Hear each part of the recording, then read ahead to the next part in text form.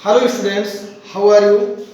आज हम लोग उपसर्ग और प्रत्यय का अध्ययन करेंगे। प्रत्येक भाषा में नए शब्दों की रचना की जो प्रक्रिया निरंतर चलती रहती है, हिंदी भाषा में शब्द रचना की दो मुख्य विधियां हैं, उपसर्ग लगाकर और प्रत्यय जोड़कर। उपसर्ग और प्रत्यय का स्वतंत्र रूप से प्रयोग नहीं किया जाता है। इन्हें शब्द नहीं, इन्हें शब्दांश कहा जाता है। ये मूल स्वर से जुड़ करके अर्थ में परिवर्तन ला देते हैं। उपसर्ग शब्द उप और सर्ग दो शब्दों से मिलकर के बना है। उप का अर्थ होता है नजदीक। उप का अर्थ होता है नजदीक। अभी इसके पहले भी हमने बताया था, उपगंगा है। उपगंगा माने गंगा के नजदीक, गंगा के समीप।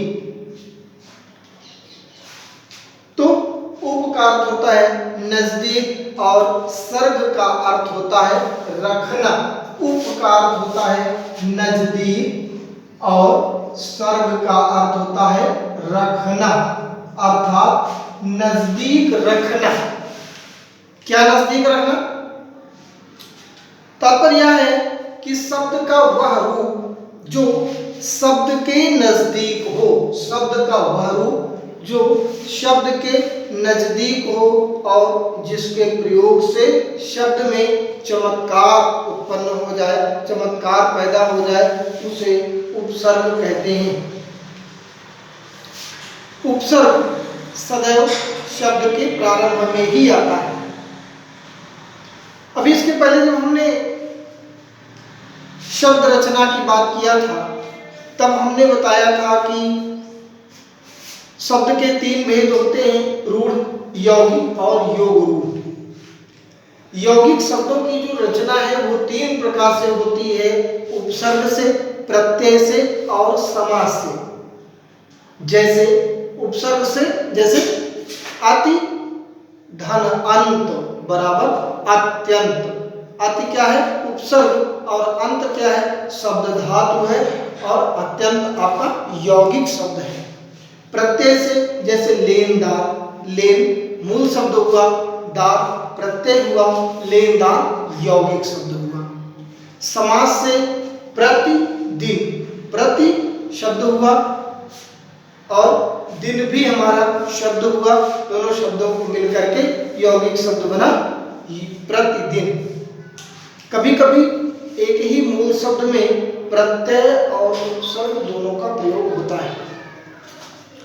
जैसे स्वतंत्रता, स्व उपसर्ग है, तंत्र मूल शब्द है और ता प्रत्यय है। स्वतंत्रता। कभी कभी दो प्रत्ययों का एक साथ भी प्रयोग किया जाता है। जैसे समझदारी, समझ मूल शब्द है, प्रत्यय दार है और ई प्रत्यय है, दार और ई प्रत्यय मिला के दारी, समझदारी। अब उपसर्ग, अभी हम उपसर्ग का अध्ययन कर रहे हैं। उपसर्ग का अर्थ होता है समीप रखना, अर्थात समीप किसी शब्द का समीप आकर कोई नया शब्द बनाना। ये शब्दों के आदि या शब्दों के पहले जुड़ करके नया शब्द बनाते हैं। शब्दों के पहले जुड़ करके नया शब्द बनाते हैं। जैसे एक शब्द है हार, जैसे एक शब्द है हार, हार एक शब्द है।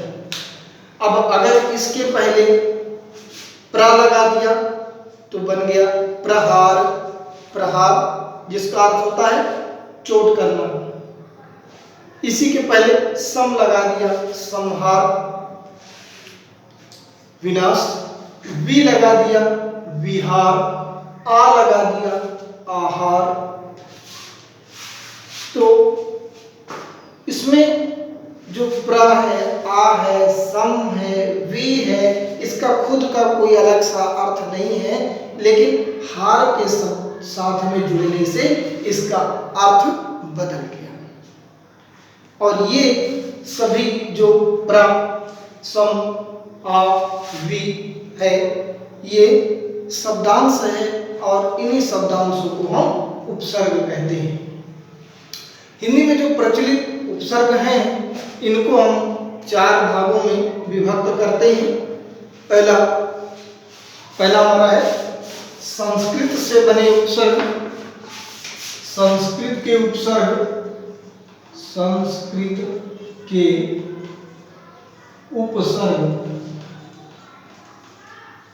दूसरा हमारा है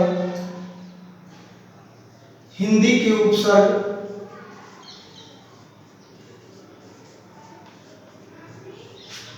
तीसरा हमारा है अरबी फारसी के उपसर्ग,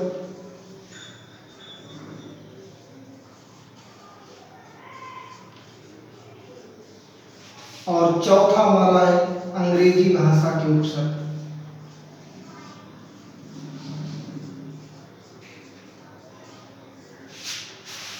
अब अगर हम संस्कृत के उपसर्गों की बात करते हैं तो इनकी संख्या है 22। हिंदी के उपसर्ग की अगर बात करते हैं तो इनकी संख्या है 13 और अरबी फारसी के उपसर्ग हैं 19। अब हम सबसे पहले कुछ महत्वपूर्ण उपसर्ग और उनसे बनने वाले शब्दों के बारे में जानेंगे। जैसे अनु उपसर्ग, अनु उपसर्ग, अनु का अर्थ होता है पीछे, छोटा या बाद में। अनु का अर्थ होता है पीछे, छोटा या बाद में। अनुचर, अनु माने पीछे चलने वाला। अनुगामी, पीछे गमन करने वाला। अनुकरण, अनुकरण पीछे करने वाला। यानी एक बार आपने अगर जो भी क्रिया किया उसके फलस्वरूप जो प्रतिक्रिया किया वही अनुकरण हुआ।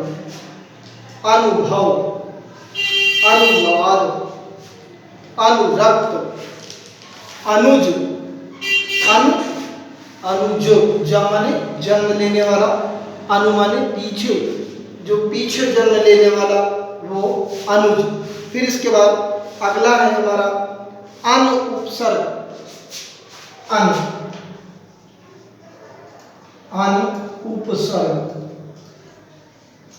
अन का अर्थ होता है प्रायः नहीं के अर्थ में करते हैं। अन का प्रयोग प्रायः नहीं के अर्थ में करते हैं। जैसे अनैकता, अनैक्य, अनधिकार, अनुत्तीर्ण, अनु माने नहीं, उत्तीर्ण जो उत्तीर्ण नहीं, अनुत्तीर्ण। अनुपमा, अनुपस्थित। फिर सु उपसर्ग, सु उपसर्ग। सु का अर्थ होता है सुंदर, सुंदर के अर्थ में इसका प्रयोग करते हैं। जैसे सुनैना, सुंदर नैनों वाली। सुकेशी, सुंदर केश वाली। सुकन्या, सुंदर कन्या। सुलोचना, सुंदर आंखों वाली। सुबोध, सुपुत्र, स्वागत, सुआगत, सुआगत मिला करके स्वागत। फिर इसके बाद है कु उपसर्ग। कु उपसर्ग प्राय सु माने सुंदर और कु माने बुरा या खराब के अर्थ में हम इसका प्रयोग करते हैं। जैसे कुकर्म, खराब कर्म।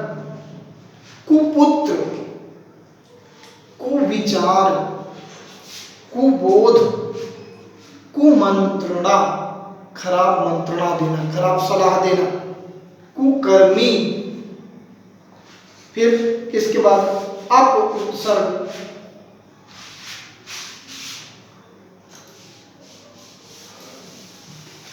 फिर इसके बाद हम लोग अप उपसर्ग की बात करते हैं।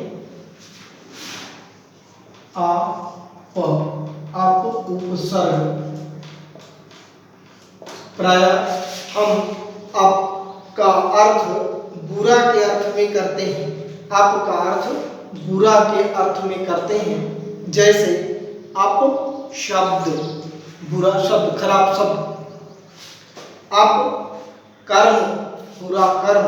अप यश, अप धर्म, अप कर्म, अपराध, अपमान। फिर इसके बाद अगला है अव उपसर्ग।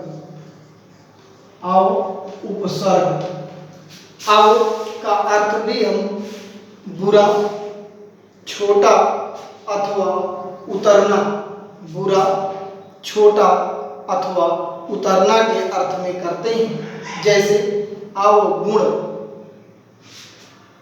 खराब गुण। अवरोध, अवहेलना, अवमानना, अवरोही, अवरोही यानी उतरण, अवतरण, उतरने इसके अर्थ। अवतीर्णन, अवरोहण। फिर उपसर्ग आ, छोटा आ उपसर्ग का प्रयोग भी हम नहीं के अर्थ में करते हैं, नहीं के अर्थ में करते हैं। जैसे अधर्म, अधर्म अर्थात जो धर्म ना हो। अहित, अकूत, अकुल, अबंधु, अचल, जो चले ना, जो चल ना सके, अचल। फिर है अन उपसर्ग, अन, अन उपसर्ग। इसका प्रयोग भी हम तक, भर, आने, तक, भर, आने आदि के अर्थ में करते हैं। जैसे आजीवन, ये आ, जैसे आजीवन। फिर आमरण, मरण तक, मरने तक आमरण। आगमन, जाने तक। आकूत, आशक्ति, शक्ति माने ताकत, ताकत भर। आसक्ति, वासना सहित। अब इसमें दोनों का अर्थ आप देखिए। आ शक्ति और आ शक्ति, केवल शा का अंतर है। एक में तालव्य सा है और एक में दंत सा है, लेकिन दोनों का अर्थ अलग है। आसक्ति, शक्ति माने ताकत, ताकत भर आशक्ति। और आसक्ति, आसक्ति का अर्थ होता है वासना सहित। फिर आ के बाद है सह उपसर्ग। सह माने होता है साथ, सह उपसर्ग। सह का अर्थ होता है, प्राय इसका प्रयोग साथ के अर्थ में करते हैं। जैसे सहपाठी, साथ में पढ़ने वाला, सहपाठी। सहकर्मी, साथ में कार्य करने वाला, सहकर्मी। सहयोगी, साथ में सहयोग करने वाला। सहवासी, साथ में रहने वाला, सहवासी। फिर इसके बाद सा उपसर्ग, सा हो गया और फिर सा उपसर्ग। सा का अर्थ प्राय साथ के अर्थ में करते हैं, सा का प्रयोग साथ के अर्थ में करते हैं। जैसे सहित, सहित, हित के साथ, सहित, सहर्ष, हर्ष के साथ, सचल, सधर्म, सबंधु। फिर उसके बाद ला, ला का प्रयोग, ला उपसर्ग। प्राय इसका प्रयोग हम बिना के अर्थ में करते हैं। ला का अर्थ बिना के अर्थ में करते हैं। जैसे लाजवाब, लावारिस, लाइलाज, लाजमी, लापरवाह आदि। फिर दर उपसर्ग, दर, दर उपसर्ग। दर का भी प्रयोग प्रायः बुरे अर्थ में ही किया जाता है। जैसे दर किनार, दर हाल, दर बदर, दरख्वास्त, दरगाह, दरमियान। फिर इसके बाद अगला है बद उपसर्ग, बद।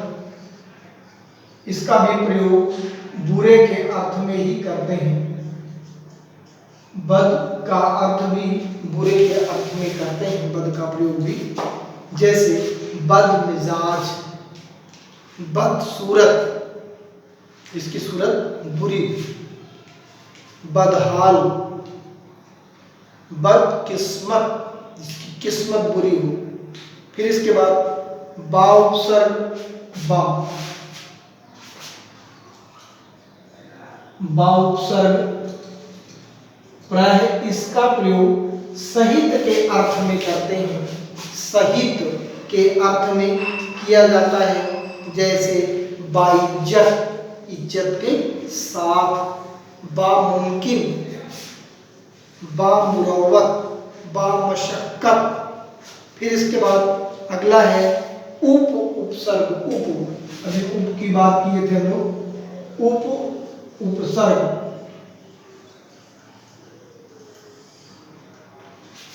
उप का अर्थ होता है समीप, उप का अर्थ होता है समीप के अर्थ में हम इसका प्रयोग करते हैं। जैसे उपसर्ग, सर्ग के करीब, उपलक्ष्य, लाभ, और उपलक्ष्य उद्देश्य,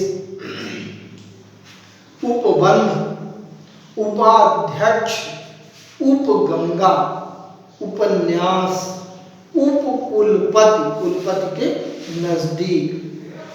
उपलक्ष्य और उपलक्ष्य भी आप ध्यान दीजिएगा। उपलक्ष्य, उपलक्ष्य और उपलक्ष्य, इसको भी आप ध्यान दीजिएगा, क्योंकि अक्सर ये लिखते समय ये त्रुटियां हो जाया करती हैं। उपलक्ष्य और उपलक्ष्य कहाँ पर लिखा जाएगा, इसका प्रयोग सही से नहीं किया जा पाता है। उपलक्ष्य माने होता है उद्देश्य, उपलक्ष्य जिसमें है इसका अर्थ होता है उद्देश्य, और उपलक्ष्य, लक्ष्य का अर्थ होता है लाख, लाख के नजदीक। उपलक्ष्य, उपलक्ष्य और उपलक्ष्य में अंतर आपको देखना पड़ेगा। फिर इसके बाद अगला है नी, नी उपसर्ग। नी उपसर्ग के अंतर, नी का अर्थ प्रायः निश्चित अथवा बिना के अर्थ में करते हैं, निश्चित अथवा बिना के अर्थ में करते हैं नी का, नी उपसर्ग का प्रयोग। जैसे नियोग, निश्चित योग, नियोग निश्चित योग, निबंध निश्चित रूप से बना हुआ बंध, निरोगी यानी बिना रोग का, नियोगी बिना योग का, निमग्न निश्चित रूप से मग्न। फिर इसके बाद अगला है हमारा निरुपलब्ध।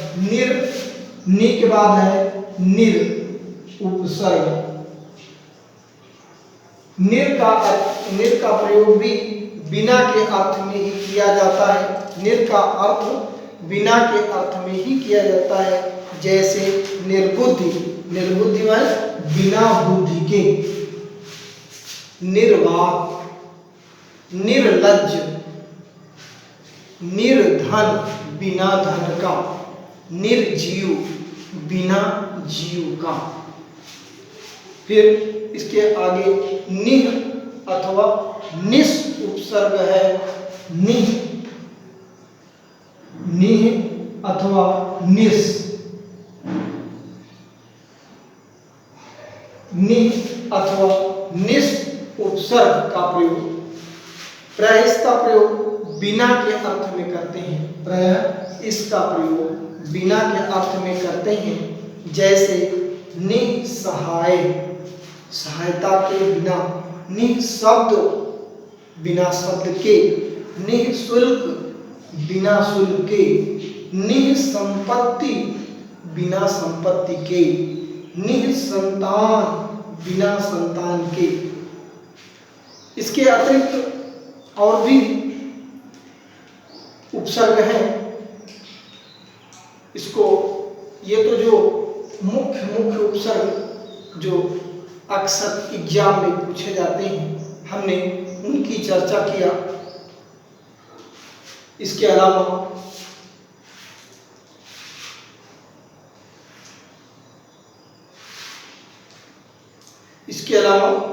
कई उपसर्ग हैं जिनको आपको पुस्तक में देखना पड़ेगा। हम कुछ का संक्षेप में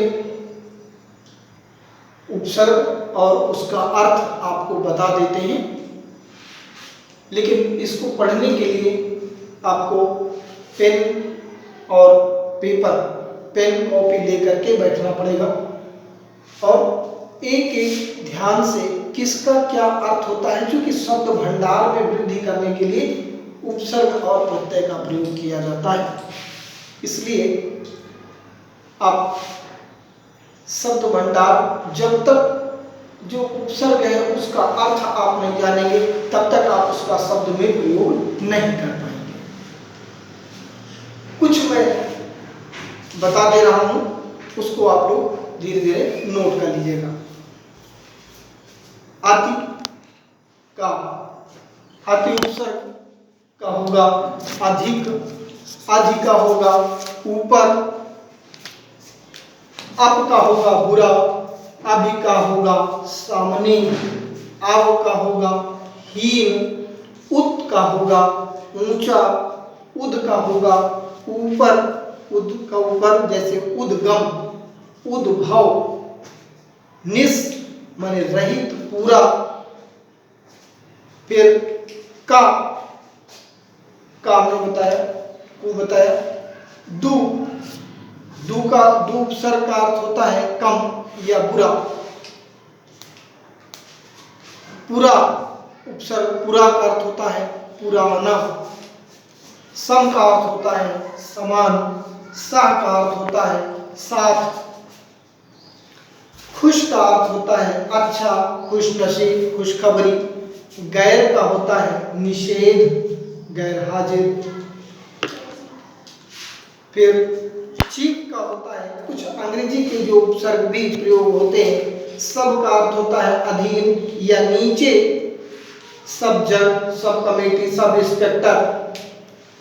फिर डिप्टी का होता है सहायक, deputy commissioner, deputy collector, deputy registrar, deputy minister. फिर वाइस, वाइस का भी होता है सहायक, वाइसराय, वाइस चांसलर। जनरल का होता है प्रधान, general manager, general secretary. Chief का होता है प्रमुख, chief minister, chief engineer. Head का होता है मुख्य, हेडमास्टर, हेड क्लर्क। अब इसके अगले वीडियो में हम लोग प्रत्यय का अध्ययन करेंगे। धन्यवाद।